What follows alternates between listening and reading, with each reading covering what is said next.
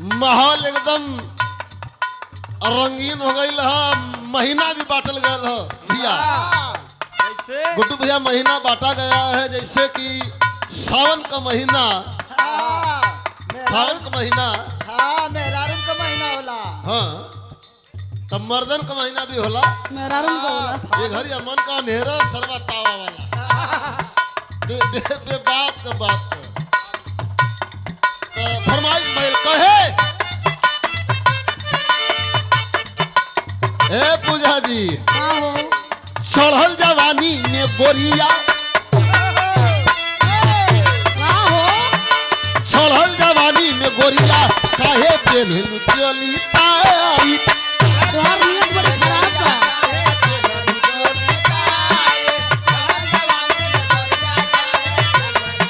अरे चढ़ल जवानी में गोरिया काहे पेन्हलु चोली टाइट। ओहो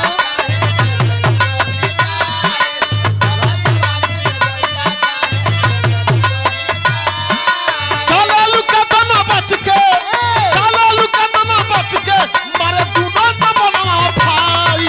चढ़ल जवानी में गोरिया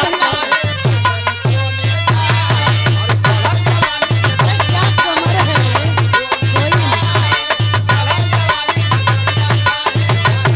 ए गुड्डू भैया कहाँ गइल हो। चढ़ल जवानी में गोरिया काहे बांधलु चोली टाइट। हाय हाय हाय क्या बात। जय हो जय हो। ए बोलुआ का हो सुना देवर छी छोरा तू बोलेला चली हाँ आ देवर छी छोरा तू बोलेला काहे बड़ी बड़ी के बोली देवर छी छोरा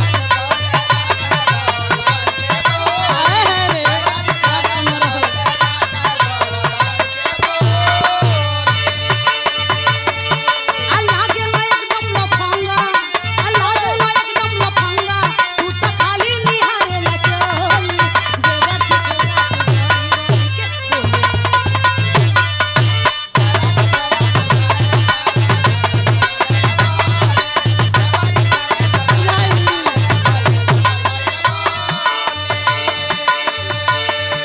का हो आ देवर छी छोरा तू बोलेला काहे बड़ी बड़ी के बोली आ देवर छी छोरा तू बोलेला अरे होली है होली है।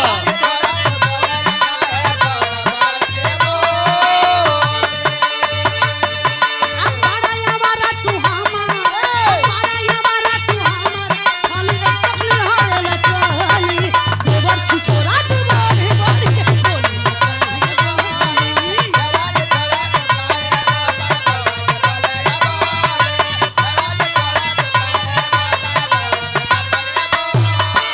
आई हो दादा ओहो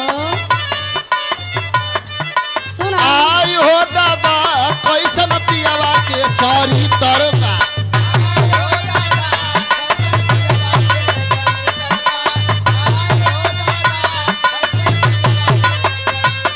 ए का हो आई हो दादा कैसन देवरा को चोरी करबा